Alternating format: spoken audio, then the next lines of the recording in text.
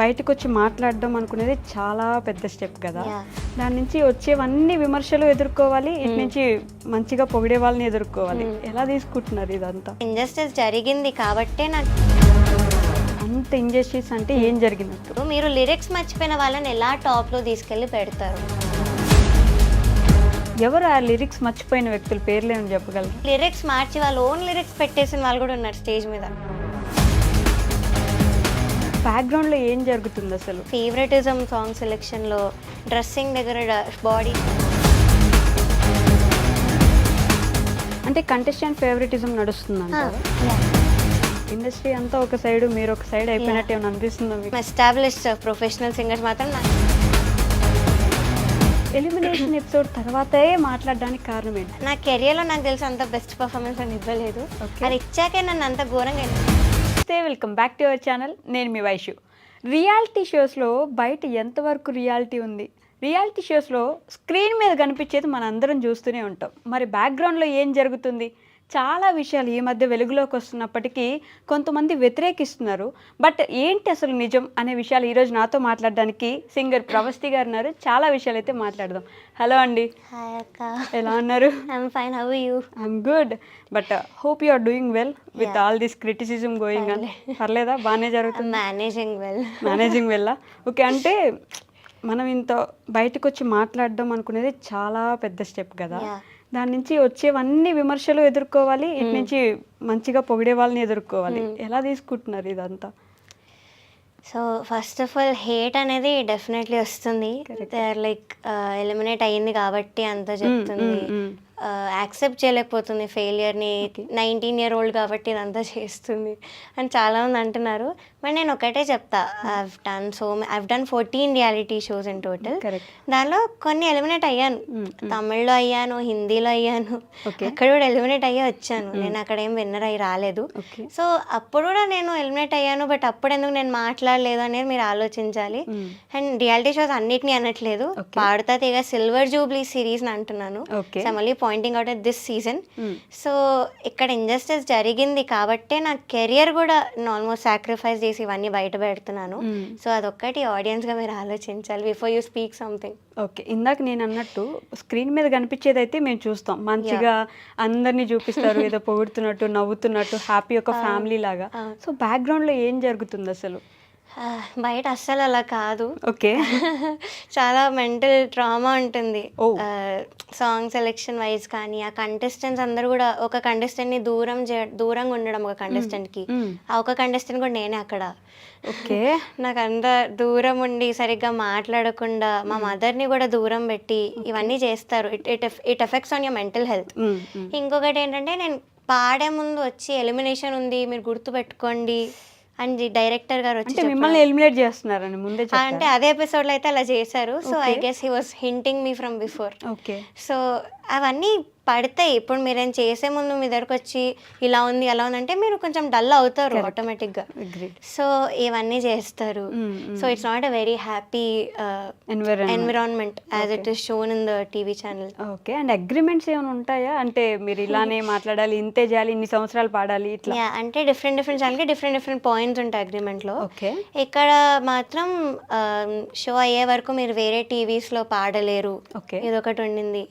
So మేము ముందే sign చేసేయాలి, వీళ్ళు మాకు ఆప్షన్ ఇవ్వలేదు మీరు కొన్ని రోజులు ఆగి సైన్ చేయండి అని కానీ, సైన్ చేయకుండా పాడని ఒక స్కెడ్యూల్ అని కానీ ఆప్షన్ అయితే ఇవ్వలేదు. సో వీ హ్యాడ్ టు, మాకు చాయిస్ లేదు ఇంకా. సో నేను అగ్రిమెంట్ అయితే సైన్ చేశాను, ఆవిడ చెప్పారు రీల్లో. సో చేశాను అగ్రిమెంట్. జ్ఞాపిక ఎంటర్టైన్మెంట్స్ కానీ ఈటీవీ గురించి కానీ అప్పట్లో నుంచి ఇప్పటిదాకా మంచి పేరు ఉంటుంది కదా, బ్యాక్గ్రౌండ్లో ఎక్కడ విన్నా ఈటీవీ ఒక గవర్నమెంట్ లాంటిది, బాగా చూసుకుంటారు అని. So is it true? నిజంగానే అంత బాగా చూసుకుంటారు? సో ఇప్పుడు నాకు ప్రాబ్లం ఉన్నది జ్ఞాపిక ప్రొడక్షన్ హౌస్ వాళ్ళ మీద. ఓకే, సో ఈటీవీలో నా ముందు కూడా పాడాను. ఎస్పీబీ సార్ ఉన్నప్పుడు 7 months పాడాను పాడుతా తీయగలో. That was season 13. Okay, so అక్కడ అంతా బాగా జరిగింది. సాంగ్ సెలెక్షన్లో no favouritism, no injustice. Balu garu కూడా ఎంత క్లియర్గా చెప్పేవాళ్ళు, ఏమున్నా కూడా అంత బాగా చెప్పేవాళ్ళు జడ్జ్మెంట్లో. సో ఇవన్నీ జరిగాయి. అవుట్ఫిట్స్ విషయంలో అస్సలకే ప్రాబ్లం లేదు అప్పుడు. ఇవన్నీ ఉన్నాయి, నాకు ఎప్పుడు కూడా ఇబ్బంది లేదు. చాలా బాగా చూసుకున్నారు ఈటీవీ వాళ్ళు అప్పుడు. ఓకే. ఫుడ్ పరంగా కానీ అన్నిటి పరంగా రూమ్ ఇచ్చేవాళ్ళు. నేను చెన్నై నుంచి వచ్చేదాన్ని, సో రూమ్ ఇచ్చేవాళ్ళు అన్నీ బాగా చూసుకున్నారు. ఓకే. బట్ ఈ సీజన్లో నేను ఎక్స్పెక్ట్ చేయలేదు అలా ఉంటుందన్న ఒక థాట్తోనే నేను ఇక్కడికి వచ్చాను సిల్వర్ జూబ్లీ సిరీస్కి. ఓకే. కానీ ఈ సీజన్లో అంత ఫేవరెటిజం సాంగ్ సెలెక్షన్లో డ్రెస్సింగ్ దగ్గర బాడీ షేమింగ్ చేసి అంత అన్కంఫర్టబుల్ అవుట్ఫిట్స్ ఇవ్వడం, అండ్ ఫుడ్ పెట్టేవాళ్ళు కాదు షూటింగ్లో, డిన్నర్ అనేది పెట్టేవాళ్ళు కాదు ఎంత లేట్ అయినా. నేను ఇది ఏ రియాలిటీ షోలో చూడలేదు. ఓకే. సో ఇవన్నీ ఫ్యాక్టర్స్ బేస్ చేసుకొని నేను మాట్లాడాను. డ్రెస్సింగ్ గురించి వస్తే జ్ఞాపక ప్రొడక్షన్స్ నుంచి కూడా ఒక వీడియో వచ్చింది. Yeah. సో న్యూట్రల్ గా మాట్లాడుకుంటే ఆవిడ మీ డ్రెస్సెస్ స్క్రీన్ మీద వేసి ఫొటోస్ చూపిస్తారు. చూపించారు. సో ఆ డ్రెస్సెస్ లో ఎక్కడ బాగాలేదు అనేలాగా ఏం లేదు కదా, మరి ఎందుకు కంప్లైంట్ చేశారు అనే ఒక క్వశ్చన్ అయితే రేస్ చేస్తారు కదా. సో నేను అదే నిన్న వీడియో పెట్టాను, నేను 2 ఫొటోస్ మీద కూడా మాట్లాడాను. ఫస్ట్ థింగ్ ఆవిడ ఏం మాట్లాడారంటే సాంగ్కి తగ్గట్టుగా మేము ఇస్తామని చెప్పారు. ఓకే. సో నేను పాడిన పాట నాంపల్లి స్టేషన్ కాడి Rajalingu, it's a sad song. వీడియోలో కూడా పాప అబ్బాయి చింగి బట్టలు వేసుకొని ఏడుస్తూ పాడే పాట, అది జరిగే రియాలిటీ గురించి. ఓకే. సో అలాంటి పాటకి మీరు డిస్కో డ్రెస్ ఎందుకు ఇచ్చారు మరి పాటకు తగ్గట్టుగా ఇస్తున్నారంటే? సో అది మీరు ఆలోచించాలి. సెకండ్ థింగ్, ఒక సారీ ఇచ్చారు ఇక్కడ అంతా చుట్టి, ఇక్కడ దోపి కింద అంతా ఉంది, అది 5 టైమ్స్ నన్ను తిప్పారు. అది ఇప్పించి మళ్ళీ కట్టించి మళ్ళీ కట్ చేసి ఇచ్చి. సో రిహార్సల్స్ అవుతున్న టైంలో ఎంత ఎగ్జాస్టింగ్ ఉండింది నాకు. లాస్ట్ ఎపిసోడ్ అది షూటింగ్, అది కూడా. సో అంత ఎగ్జాస్ట్ చేసేసారు నన్ను, ఫస్ట్ థింగ్. సెకండ్ థింగ్, ఇలా గట్టిగా చుట్టేశారు. ఆ సారీ కట్టలేదు, చుట్టేశారు నాకు. ఎన్ని పిన్లు పెట్టారు అంతా కూడా. అండ్ ఇక్కడ అంతా స్కిన్ కనిపిస్తుంది, ఆ ఫోటోలో క్లియర్ లేదు వాళ్ళు పెట్టింది. ఇక్కడ అంతా కూడా చాలా ఓపెన్ ఉండే ఆ డ్రెస్ లో. చాలా నేను కాన్షియస్ అయ్యాను పాడే ముందు, అన్ని కెమెరాల ముందు అని లైటింగ్ లో. I got very very conscious. So అని నేను చెప్పాను కూడా, ma'am it is making me uncomfortable అంటే, లేదు బాగుంటుంది అన్నారు. నాంపల్లి డ్రెస్ కూడా ఇక్కడ అంతా సెక్వెన్స్ ఉన్నాయి మీరు చూసినట్టు, ఇక్కడ టైట్ ఒక బెల్ట్ కూడా ఉంది ఆ ఫోటోలో. సో ఇవన్నీ నేను చెప్తే ఆవిడ లేదు కెమెరాలో బాగుంటుంది, ఇట్స్ లుకింగ్ గుడ్ అన్నారు, కానీ నేను కంఫర్టబుల్ అన్న పాయింట్ అయితే ఆవిడ పట్టించుకోలేదు. సో అండ్ సారీ బొడ్డు కింద కట్టుకోమని అయితే చెప్పారు, నేను అది కూడా చెప్పాను నిన్న వీడియోలో చెప్పారు. సో ఇవన్నీ మరి నేను ఇంత క్లియర్గా మాట్లాడుతున్నా, మరి దీనికి ఎందుకు ఆన్సర్ చేయలేదో నాకు తెలీదు. సాంగ్ సెలెక్షన్ గురించి కూడా మాట్లాడా, అది కూడా నేను ప్రూఫ్తో బయట పెట్టాను. అది ఇంకా ఏదో మాట్లాడారు, ఇలా లాలో జడ్జ్మెంట్లో అన్నీ మాట్లాడారు. సో లాలో లా ప్రకారం నడుస్తుంది, ఇక్కడ ఫేవరెటిజం ప్రకారం నడిచింది కాబట్టి నేను అంత ప్రూఫ్తో బయట పెట్టాను. సో ఇంకొక పాయింట్ మర్చిపోయాను యాక్చువల్లీ వీడియోలో, మళ్ళీ స్టోరీలో పెట్టాను, ఇక్కడ చెప్పలేదు ఇంటర్వ్యూస్లో. ఈ పాయింట్ ఏంటి అంటే, ఒక కంటెస్టెంట్ తనకి ఏదో పనుండి రాలేకపోవడం వల్ల షూట్ అంతా కూడా షఫల్ చేస్తారు, స్కెడ్యూల్ అంతా. అది మీరు ఎలా చేస్తారు? అది విఐపి ట్రీట్మెంట్ కాదా, డిస్క్రిమినేషన్ కాదా? మరి అది ఒక్క కంటెస్టెంట్ కోసం మీరు అలా ఎందుకు చేశారు? మరి ఇది కూడా మీరు ఆన్సర్ చేయాలి. సో ఇది ఆడియన్స్కి ఎంతవరకు కరెక్ట్ అనిపిస్తుందో ఒకసారి ఆలోచించండి. అంటే కంటెస్టెంట్ ఫేవరెటిజం నడుస్తుందంటారా? Yeah, discrimination, pure discrimination. And ఇప్పుడు మీరు ఇండస్ట్రీ అంతా ఒక సైడ్, మీరు ఒక సైడ్ అయిపోయినట్టు ఏమైనా అనిపిస్తుందా మీకు? అంటే ఒక్కొక్కరు వచ్చి వీడియోస్ చేస్తూనే ఉన్నారు, ఇలా మంచి వాళ్ళు, ఇలా వాళ్ళు, ఇలా అని. ఒక్కరే అయిపోయినట్టు ఏమైనా అనిపిస్తుందా? ఇండస్ట్రీ అంతా కాదు, కొంతమంది నాకు సపోర్ట్ చేసే వాళ్ళు కూడా ఉన్నారు, ఇలా కాల్ చేసి మాట్లాడిన వాళ్ళు ఉన్నారు. బట్ యా, కొంచెం ఎస్టాబ్లిష్డ్ ప్రొఫెషనల్ సింగర్స్ మాత్రం నాకు అగెయిన్స్ట్ గానే టీమప్ అయి ఉన్నారు. And I don't blame them, because వాళ్ళు అదే కెరియర్ లో ఉన్నారు, వాళ్ళు కెరియర్ పనంగా పెట్టలేదు. సో వాళ్ళు కూడా ఇవన్నీ దాటుకొని వెళ్ళిన వాళ్ళు. అఫ్ కోర్స్ ఫెయిలియర్స్ తెలిసిన వాళ్ళు వాళ్ళంతా, వాళ్ళన్నీ ఇవి నార్మలైజ్ చేసేసారు. అదొక ప్రాబ్లం. రియాలిటీ షో అంటే ఇంతే కదా, ఇలానే జరుగుతుంది అని నార్మలైజ్ ఎందుకు చేశారు? యా, అదే మీరు మదర్స్ కూడా ఉన్నారు కొంతమంది ఆ సింగర్స్ లో. అదే మీ పిల్లలకైతే మీరు స్టాండ్ తీసుకోరా, ఇంత ఇంజస్టిస్, ఇంత అన్కంఫర్టబుల్ మీరు పిల్లలు ఫీల్ అయ్యారంటే మీరు స్టాండ్ తీసుకోరా, ఇలానే వదిలేస్తారా? So this is my question. So of course I feel very teamed up, corner అయిపోయానైతే అనిపిస్తుంది, కానీ that doesn't stop me from exposing all this. That's good actually. అంటే మీరు ఆగకుండా ఉండడం అనేది గొప్ప విషయం, ఇంత జరుగుతున్నప్పుడు ఆగకుండా ఉండడం. అండ్ సెకండ్ థింగ్, నన్ను అడిగితే డ్రెస్సింగ్తో అసలు సంబంధమే లేదు. If you are comfortable, it is singing show కదా, మీరు యాక్టింగ్లో పని చేయట్లేదు కాబట్టి ఇట్ ఈస్ బెటర్, మీకు ఏది కంఫర్ట్ ఉంటే అది వేసుకోవడం. So I appreciate that point. But ఇంకొకటి ఏంటంటే, వీళ్ళందరూ పొగుడుతున్న విషయం మీకొక్కరికే ఎందుకు తప్పైంది? And second point, elimination episode తర్వాతే మాట్లాడడానికి కారణం ఏంటి? ముందే ఎందుకు మాట్లాడలేదు అనే క్వశ్చన్ కూడా రేజ్ అయ్యే ఛాన్స్ ఉంది కదా, సో దానికి ఏమంటారు? ఫస్ట్ థింగ్ వాళ్ళు ఎందుకు ఎవ్వరు మాట్లాడట్లేదు, అందరు సపోర్టివ్గా ఎందుకు మాట్లాడంటే వాళ్ళు కెరియర్ పరంగా పెట్టలే, నేను పెట్టాను. అదే నేను పెట్టాను కాబట్టే నేను ఎక్స్పోజ్ చేయడానికి వచ్చాను. వాళ్ళకి అదే కెరియర్, సో డెఫినెట్లీ ఫియర్ ఉంటుంది. ఓకే. అండ్ సెకండ్ థింగ్ నేను చెప్పినట్టు నార్మలైజ్ చేసేసారు. It is like victim blaming. మీరు ఎలా నార్మలైజ్ చేస్తారు, అసలు ఎందుకు వెళ్ళో తెలిసి కూడా అని అంటున్నారు. So that is not right. నేను ఎందుకు వెళ్ళానో రీజన్ కూడా చెప్పాను. I needed exposure. Okay. So family అంతా కూడా నా మీద డిపెండ్ అయి ఉన్నప్పుడు నేను ఎక్స్పోజర్ కోసం వెళ్ళాను. సో అంత రెస్పాన్సిబిలిటీస్ నాకు ఉన్నప్పుడు అయినా కూడా నేను కెరియర్ పరంగా పెట్టి అంత పెడుతున్నాను అంటే మీరు ఆలోచించాలి. అండ్ ఇంకో పాయింట్ ఏది అడిగారు మీరు? అండ్ అంటే వీళ్ళందరూ ఎలిమినేట్ అయిన తర్వాతే మాట్లాడుతున్నారు అనే ముందు ఎందుకు చెప్పలేదు? అవును. సో నేను చెప్పినట్టు నాకు ఫస్ట్ షెడ్యూల్ నుంచి కూడా క్విట్ అవ్వాలని చాలాసార్లు అనిపించింది. బట్ అగ్రిమెంట్ సైన్ చేశాను. So I can't walk out on my own. And I knew they were gonna eliminate me some day. కానీ ఏదో ఏ టాప్ 5లోనో ఏదో అనుకున్నాను, కానీ మరీ టాప్ 12లో తీసే కంటెస్టెంట్ నేను కాదు, అది అందరికీ తెలుసు. అండ్ నా పర్ఫార్మెన్సెస్ రిలీజ్ అవుతాయి, మీరే చూడాలి. సారేగామే నా పాట పాడాను. అండ్ నా కెరియర్లో నాకు తెలిసి అంత బెస్ట్ పర్ఫార్మెన్స్ అని ఇవ్వలేదు. అది ఇచ్చాకే నన్ను అంత ఘోరంగా ఎలిమినేట్ చేశారు. అదొక నాకు ఉండిపోయింది లోపల, ఆ బాధ అనేది ఉండిపోయింది.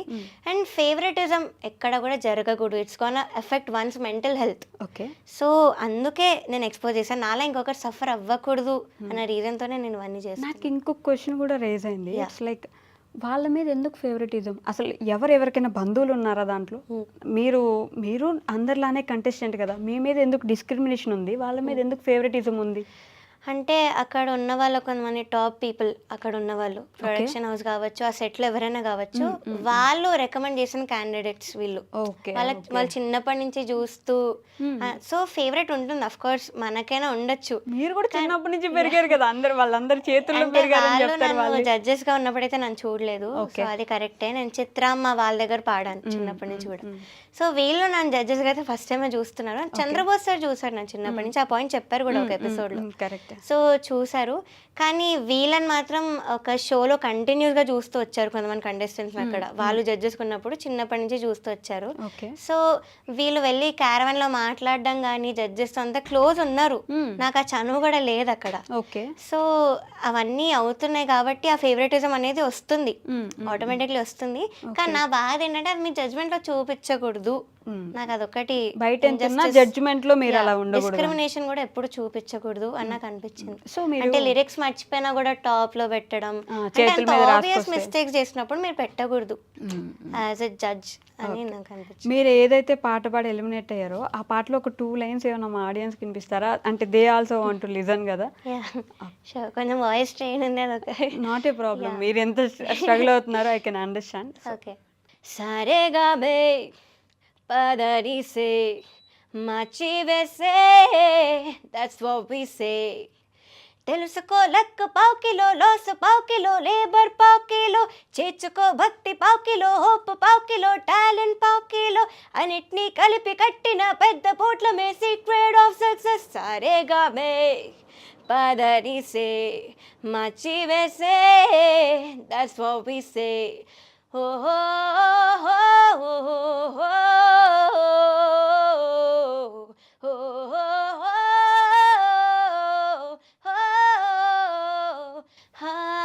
నిజాయితీ విజయపు రహస్యము. ఓ సూపర్ నైస్. అంటే యాక్చువల్లీ నాకు దీంట్లో ఏది హైపిచ్చి ఉండాలి ఏది లోపిచ్చి ఉండాలి తెలియదు, కానీ వినడానికి మాత్రం బాగుందని మాత్రం చెప్పగలను నేను ఖచ్చితంగా. ఈ పాట పాడి ఎలిమినేట్ అయ్యారనేది నిజాయితీ విజయపు రహస్యము అని చెప్పి నేను ఎలిమినేట్ చేశారు. అయ్యో బాగా ఇంకా. సో సునీత గారు మాట్లాడిన వీడియోలో కూడా అంటే బాగా పాడావని లేదు, ముద్దుగా పాడావని అన్నారు అప్పట్లో మిమ్మల్ని జడ్జెస్. సో ఇప్పుడు కూడా నేర్చుకోమని చెప్పడంలో తప్ప నువ్వేమైనా ఇంకా చిన్నపిల్లవ ఒళ్ళో కూర్చోబెట్టుకొని చెప్పడానికి, నేను కూడా ఒళ్ళో కూర్చోబెట్టుకొని ఎత్తుకుని పెంచాను అని సునీత గారు అన్నారు. దాని ఆవిడ రియాక్షన్ మనం విన్నాం. సో మీరేమంటారు? ఫస్ట్ ఆఫ్ ఆల్ నన్ను ముద్దుగా పాడా అనకుండా బాగా పాడా ఉన్న వాళ్ళు లెజెండ్స్ ఉన్నారు అక్కడ. చిత్రమ్మ ఉన్నారు, ఇళయరాజా సార్ ఉన్నారు, ఎందుకు మన ఎస్పీబీ సార్ అన్నారు నీకు టెక్నికల్గా నేను ఎలాంటి మిస్టేక్ కూడా చెప్పలేకపోతున్నాను, ఇది హ్యూమన్లీ ఇంపాసిబుల్ అని చెప్పారు. సో అదొక్కటి ఆవిడ ఒకసారి చూస్తే బాగుంటుంది, బికాజ్ ముద్దుగా పాడానైతే అనలేదు. సెకండ్ థింగ్, నన్ను ఒళ్ళో ఎప్పుడు కూర్చోబెట్టుకున్నా నాకు గుర్తులేదు యాక్చువల్లీ. ఐ డోంట్ రిమెంబర్ నన్ను ఆవిడ అంత సపోర్ట్ చేయడం నాకు ఎప్పుడు గుర్తులేదు. సో అది. అండ్ నేను ఇప్పుడు ఒళ్ళో కూర్చోబెట్టుకోమని అయితే అడగలేదు నా వీడియోలో కూడా. I just asked to respect me as a singer, as a human being నాకు ఆ రెస్పెక్ట్ ఇవ్వమని నేను అడిగాను. అండ్ డిస్క్రిమినేషన్ చేయొద్దు అని ఒక్కటి అడిగాను నేను. సో అది ఇంకేవో కొన్ని పాయింట్స్ చెప్పారో అది దాని మీద నేను వీడియో కూడా పెట్టాను. I explain clearly point to point. So ఇది జరిగింది. ఇప్పుడు ఇండస్ట్రీ నుంచి ఏమైనా బెదిరింపులు ఏమైనా వస్తున్నాయా? ఐ మీన్ ఇలా తప్పు, ఇలా మాట్లాడి ఉండకూడదు, అసలు ఎక్స్పోజ్ చేయకుండా ఉండాల్సింది ఇలాంటి? అక్కడ ఉన్న సింగర్స్ నుంచి వచ్చాయంటే ఆ డైరెక్ట్ కీరవాణి సార్ దగ్గర ఉన్న టీం నుంచి కొంతమంది కాల్ చేశారు. ఓకే, చేసి చాలా తప్పు, నీకు జరిగిన పెయిన్ నాకు కూడా అయ్యింది, మరి నేను చేయలేదా, నేను చెప్తున్నట్టు వీళ్ళందరూ నార్మలైజ్ చేసేసారు. So they don't understand what have been through. అదొక పాయింట్. వాళ్ళ ఒపీనియన్ బట్టి they can't invalidate my feeling. Correct. So ఇలా చేసిన వాళ్ళు ఉన్నారు, కానీ మరీ ఘోరంగా బెదిరించిన వాళ్ళు అయితే ఎవరు లేరు. కొన్ని ఫేక్ అకౌంట్స్ ఆఫ్ కోర్స్ వాళ్ళు పెడుతూ ఉంటారు. సో ఇది ఒకటి జరిగింది. Everyone has their own opinions కాబట్టి. బట్ కీరవాణి సార్ అనగానే ది లెజెండరీ మ్యూజిక్ డైరెక్టర్ ఇలా వస్తుంది కదా కంపల్సరీ. అలాంటి వ్యక్తి ఏమైనా చెప్తున్నారంటే అది కూడా నిజమేనేమో, నిజంగానే తిని సైడ్ నుంచి కూడా ఏమైనా మిస్టేక్ ఉందేమో అనే క్వశ్చన్స్ కూడా రేజ్ అవుతాయి కదా. ఎక్కడ తప్పుగా అనిపించింది అని మాట్లాడి? First of all Keeravani sir నా సింగింగ్ బట్టి అయితే నెగటివ్ కామెంట్స్ ఇవ్వలేదు. ఫర్ దెమ్ టు బ్లేమ్, నా సింగింగ్ ని బ్లేమ్ చేయడానికి వాళ్ళకి ఇప్పుడు ఆప్షన్ లేదు. బికాస్ నా సింగింగ్ ఎక్కడ కూడా ఆయన అంత కించపరిచి అయితే మాట్లాడలేదు. అదే అంతరామమే అన్న పాట తర్వాత నేను సునీత గారితో ఏకీభవిస్తున్నాను అని ఆపేశారు, కానీ ఆయన ఒపీనియన్ అని చెప్పలేదు. సో ఇదొకటి జరిగింది. బట్ కీరవాణి సార్ నేను యాజ్ అ పర్సన్ నేను ఎప్పుడేం అనలేదు. He's a very fun person, jokes చేస్తుండే వాళ్ళ సెట్లో. And talent wise he's there, Oscar winner ఆయన. సో ఆయన్ని క్వశ్చన్ చేసి అయితే ఎవరికీ లేదు. కానీ ఒక మాట అన్నారు, అది ఆయన ఒపీనియన్ అయి ఉండొచ్చు, కానీ it's an insult actually. So ఆ మాట ఏంటంటే ఇలాగా వెడ్డింగ్ షోస్లో వాటిలో పాడే వాళ్ళు అసలు నా దృష్టిలో సింగర్సే కాదు అన్న పాయింట్ అయితే అన్నారు. లైవ్లోనా ఆఫ్ ది స్క్రీన్? లేదు, స్క్రీన్ ముందే అన్నారు. బట్ మరి వీళ్ళు రిలీజ్ చేస్తారో ఎడిట్ చేస్తారో నాకు తెలీదు, కానీ నేను చెప్తున్నాను ఇది ఈ కరెక్ట్ స్టేట్మెంట్ అయితే అన్నారు. సో అన్నాక ఆయన ఒపీనియన్ అని కూడా చెప్పారు. కానీ ఇప్పుడు మనం ఏదైనా చేస్తే నువ్వు ఇది చేసి నాకు నచ్చలేదు అంటే దట్స్ ఒపీనియన్. కానీ నువ్వు చేస్తే నువ్వు మనిషివే కాదు అనడం it's an insult. So to me it felt like an insult. And contestants ఇటువైపు ఉంటారు రైట్ సైడ్కి, జడ్జెస్కి. సో ఆయన చూస్తూ ఎందుకు అన్నారు, లైక్ నన్ను చూసారు కొన్ని వెడ్డింగ్ షోస్లో పాడడం.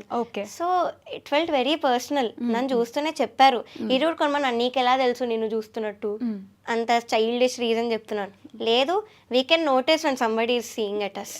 I mean basic thing. I agree with that. But అలాంటి అగ్రిమెంట్ ఏమైనా ఉందా అంటే వెడ్డింగ్ షోస్ లో గానీ బయట ఇంకెక్కడైనా నార్మల్ గా పాడొద్దు అలా ఏం లేదు. అలా లేనప్పుడు బికాజ్ అది మన పర్సనల్ లైఫ్ కి సంబంధించింది కదా. సో అలా అనడం వెరీ రాంగ్. బికాస్ కొంతమంది వాళ్ళ ఫ్యామిలీస్ కోసం పాడాల్సి వస్తుంది వెడ్డింగ్ షోస్ లో, and I'm one of them.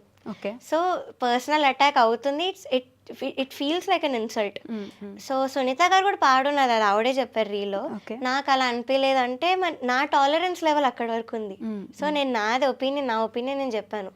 So this is what I had to say. Okay. And ఇంకొక విషయం వచ్చేసి, ఇప్పుడు ఇంత జరిగింది, అదే ఇండస్ట్రీలో మీకు ఫ్యూచర్ ఉంటుంది అనుకుంటున్నారా? అసలు ఫ్యూచర్ లేకపోతే నెక్స్ట్ ఏం చేద్దాం అనుకుంటున్నారు? సో ఫస్ట్ ఆఫ్ ఆల్ అందరు నాకు ఇలా టీమప్ అయ్యారు కాబట్టి డౌటే నాకు ఆపర్చునిటీస్ వస్తాయో లేదో అని. కానీ ఒక్క హోప్ వచ్చింది ఏంటంటే, ఇప్పుడున్న టాప్ మ్యూజిక్ డైరెక్టర్స్ కొంతమంది ఇప్పుడు చేస్తున్నారు మంచి మూవీస్, మంచి హిట్ సాంగ్ ఇచ్చారు రీసెంట్లో. వాళ్ళు కొంతమంది నాకు కాల్ చేసి మాట్లాడడం జరిగింది. Like we are very proud of you, ఎవ్వరు కూడా ఇంత ధైర్యం చేసి మాట్లాడలేదు. సో మీరు కెరియర్ మాత్రం ప్లీజ్ వదులుకోకండి, మేము ఉన్నాము మీకోసం సాంగ్ చేస్తాము, అండ్ వీ వాంట్, మీ వాయిస్ బాగుంది, so we don't want lose someone like you అన్న మాట్లాడిన వాళ్ళు ఉన్నారు. దానివల్ల కొంచెం హోప్ వచ్చింది. బట్ రియాలిటీ షోస్కి అయితే I'm definitely not going. I made up my mind. ఈ మెంటల్ డ్రామా కానీ ఇవన్నీ నాకు ఇంకా భరించే ఓపిక లేదు. ఇన్ని సంవత్సరాలు అసలు దాంట్లో కంటిన్యూ అయ్యి ఇప్పుడు సడన్ గా అసలు ఇంకా నేను ఈ సీజన్ వల్ల mainly I'm fed up. So అది మాత్రం నేను డెఫినెట్లీ చెప్తాను. పాడుతా తీయగా ఏమి ఇప్పుడు వచ్చింది కాదు, ఎస్పీబీ గారు 25 years ఇప్పుడు కూడా పాడుతా తీయగా స్టార్టింగ్ సాంగ్ ఒకటి పాడుతా తీయగానే ఆయన వాయిస్ వింటుంటేనే ఇట్లా ఎంత బాగా అనిపిస్తుంది, వస్తాయి మాకు ఇప్పటికి కూడా. సో అలాంటి పేరుని ఎందుకు వీళ్ళు ఇలా ఇంజస్టిస్ చేసి, ఎందుకు అలాగా అవుట్ఫిట్స్ విషయంలో చిన్న చిన్న విషయాల్లో అంత అన్కంఫర్టబుల్ పెట్టి కంటెస్టెంట్స్ని, సో దాని పేరు పాడు చేస్తున్నారని అయితే నాకు అనిపించి నేను చెప్పాను. I respect SPB sir a lot. నన్ను తాతగారు అని పిలవమనేవాళ్ళు. సో మా బాండింగ్ అలాంటిదంటే అందరు అర్థం చేసుకోవాలి. అలాంటి షో మీద నాకు కూడా లేదు బ్యాడ్ నేమ్ తేవాలి అని. కానీ ఇంకొక సైడ్ ఏంటంటే అలా మంచి షోని వీళ్ళు డిస్ట్రాయ్ చేస్తున్నారు ఓకే. అన్న దాంతో I'm trying to save this. So అందుకే నేను అంత బయట పెడతాను. ఎస్పీబీ గారి కొడుకు చరణ్ గారు కూడా ఇప్పుడు sir. హోస్టింగ్ Host, చేసేది తనే కదా, మరి సార్ ఏమైనా అన్నారా? సార్కి ఇవన్నీ పట్టించుకోరు, జస్ట్ హోస్టింగ్ వరకే. Okay. సో ఇంకా ఆయన గురించి we can't talk anything. As a person is a very good person. Normal గా బాగా పాడుతున్నావమ్మా ఇలా ఏమైనా చెప్తారా స్టేజ్ మీద ఉన్నప్పుడు కానీ పక్కన? యా, నాకు చెప్పిన సందర్భాలు ఉన్నాయి. ఎస్పెషలీ సారేగామే తర్వాత చాలా మెచ్చుకున్నారు, చాలా గోల చేశారు అక్కడ వావ్ అని. ఓ సో ఇవన్నీ జరిగాయి, బట్ ఆయనకు అంత అథారిటీ లేదు అక్కడ. So as a host he did his job and అంతే. ఓకే, అంతే. అంతవరకే. సో ఇప్పుడైతే నెక్స్ట్ ఫ్యూచర్ ఏమనుకుంటున్నారు మరి? మ్యూజిక్ ఇండస్ట్రీ ఓకే, మీకు ఆఫర్స్ ఉండి ఓకే, ఇంకొకటి మీ పేరెంట్స్ ఏమనుకుంటున్నారు? వెనక సైడ్ మీ ఫాదర్ కానీ మదర్ కానీ ఏం ఆలోచిస్తున్నారు దీని గురించి?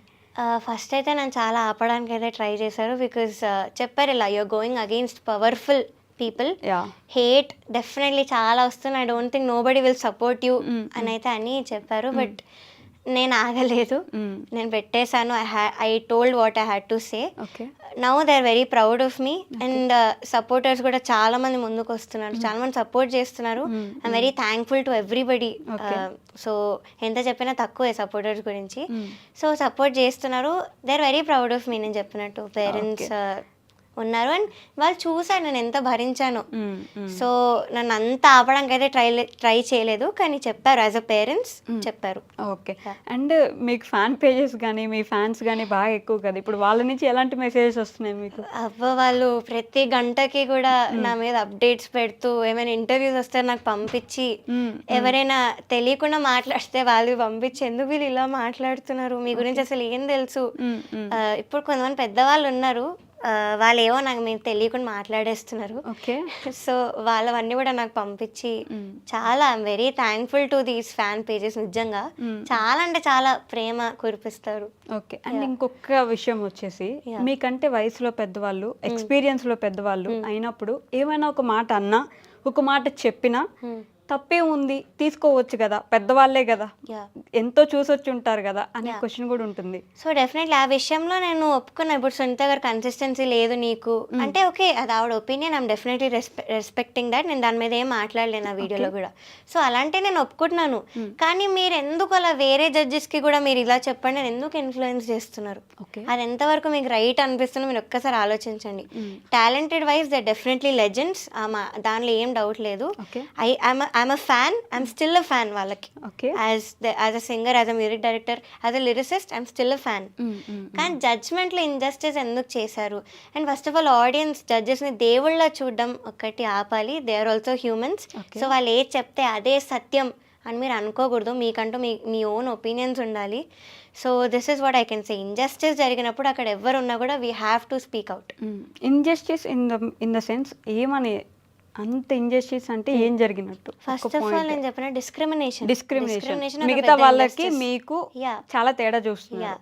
ఓకే. మేము ఎంత కష్టపడ్డాం లిరిక్స్ నేర్చుకోవడానికి, కానీ ఎంత సింగర్స్కి వాళ్ళకే తెలుసు లిరిక్స్ నేర్చుకోవడం ఎంత కష్టమో తక్కువ డ్యూరేషన్లో. ఒక్క పాట కాదు, 4 to 3 సాంగ్స్ ఇచ్చేవాళ్ళు మాకు. సో ఎంత కష్టం లిరిక్స్ నేర్చుకోవడం, ఆ లైట్స్కి వాటికి లిరిక్స్ మర్చిపోకుండా ఒక్క లైన్ కూడా, దాంతోపాటు పర్ఫామ్ చేయాలి, స్మైల్ చేస్తూ పాడాలి, ఇన్ని ఉంటాయి అక్కడ చేయడం. It's not easy. సో అలాంటప్పుడు మేము చేస్తున్నప్పుడు మీరు లిరిక్స్ మర్చిపోయిన వాళ్ళని ఎలా టాప్లో తీసుకెళ్ళి పెడతారు? ఇది మరి ఇంజస్టిస్ కాదా? ఎవరు ఆ లిరిక్స్ మర్చిపోయిన వ్యక్తుల పేర్లు ఏమైనా చెప్పగలరా? కష్టమా? పాటలు చెప్పగలను, వాళ్ళు పాడిన పాటలు నేను వీడియోలో చెప్పాను. ఓకే. సో 3 to 4 సాంగ్స్ మర్చిపోయిన వాళ్ళు ఉన్నారు, నానా అని పాడిన వాళ్ళు ఉన్నారు. ఇంకో విషయం ఏంటంటే లిరిక్స్ మార్చి వాళ్ళు ఓన్ లిరిక్స్ పెట్టేసిన వాళ్ళు కూడా ఉన్నారు స్టేజ్ మీద. ఒక ఎమోషనల్ సాంగ్ని కామెడీ సాంగ్ చేసిన వాళ్ళు కూడా ఉన్నారు, మీరు ముందు చూస్తారు. సో వీళ్ళని మీరు టాప్లో ఎలా పెట్టి నేనేం లిరిక్స్ మర్చిపోకుండా ఐ గేవ్ మై బెస్ట్, మీరు ఈ సాంగ్ నాకు వచ్చినా కూడా, సో నన్ను ఎలా ఎలిమినేట్ చేశారు? మరి ఇది ఇంజస్టిస్ కాదా? ఓకే. సో దానికి answers so I gave every reason, every point, proofs పెట్టాను. That's all I did. Okay. But ఇంకా కొంచెం సపోర్ట్ వస్తే బాగుంటుందని అనుకుంటున్నాను. ఏది నిజం అనేది, బట్ ఏదైనా సరే ట్రూత్ టు బి టోల్డ్ కదా. వన్ మోర్ థింగ్, సపోర్ట్ చేయకపోయినా పర్లేదు, దట్స్ టోటలీ యువర్ ఒపీనియన్, కానీ హేట్ స్ప్రెడ్ చేయకండి. నా మీద నా గురించి ఏం తెలియకుండా హేట్ అనేది స్ప్రెడ్ చేయకండి. Okay. So that's all I wanted to say. Who supported you throughout this journey? అంటే ఎవరున్నారు మీకు వెనక నిలబడి ఓకే అమ్మా it's okay you can do it, next చూసుకుందాం ఏం పర్లేదు. It's only my parents, okay. ఇంకెవ్వరు లేరు. అండ్ ఇంకొకటి కూడా అన్నారు చాలామంది, మీ పేరెంట్సే నిన్ను పుష్ చేస్తున్నారు or someone powerful is behind you అని. Okay. That's very very wrong. నా వెనకాల ఎవరు పవర్ఫుల్ లేరు. ఉంటే కూడా మేబీ పెద్దవాళ్ళు నాకు సపోర్ట్ చేసేవాళ్ళేమో ఇప్పుడు. సో నాకు పవర్ లేదు, we are not very rich. So ఇవన్నీ ఉన్నాయి. నా వెనకాల ఉన్నది ఒకటే thing which is pain made me do everything. So నా వెనకాల ఉన్న రీజన్ అది ఒక్కటే. అయ్యో, మీరు ఇంత చిన్న వయసులో అలా పెయిన్, మెంటల్ ట్రామా అంటే అండ్ నా ఏజ్తో వినడానికే చాలా బాగాలేదు. ఇప్పటి నుంచే ఇంత ట్రామా తీసుకోవాల్సిన అవస్థ వచ్చేసిందా అని ఫస్ట్ బాధేస్తుంది. అవన్నీ పక్కన పెట్టండి. ఒక ముగ్గురో నలుగురో మీ టాలెంట్ని ఎవరు జడ్జ్ చేయలేరు. ఫస్ట్ థింగ్, మేబీ ఒక దగ్గర ఒక పార్ట్లో మిస్ అయ్యి ఉండొచ్చు, కానీ అసలు టాలెంట్ లేకపోతే ఇన్ని ఇయర్స్ ఈ సింగింగ్ దీంట్లో ఉండరు కదా. So you are very talented Pravasi గారు. Thank you so you keep doing you. మీరు ఖచ్చితంగా ముందుకు వెళ్ళాలి. డెఫినెట్లీ ఆపేయకండి. ఫస్ట్ థింగ్ అస్సలు ఆపేయకండి. మ్యూజిక్లో కానీ సింగింగ్లో కానీ ఏ ఛాన్స్ ఉన్నా సరే ఆపకండి. ఎందుకంటే ఇన్ని ఇయర్స్ ఇంత జర్నీ చేసి వచ్చి ఇప్పుడు ఒక ఇన్సిడెంట్ వల్ల ఆగిపోవడం it's not a good thing. నేనైతే అసలు యాక్సెప్ట్ చేయలేను. ఏదేమైనా సరే you have to keep moving on. ఓకేనా? I'll definitely keep practicing and learning new things. Yeah. Okay. Thank you so much. Thank you. Thank you. Okay guys, that's all for today. We'll meet you in the next interview. Until then, take care. Bye bye.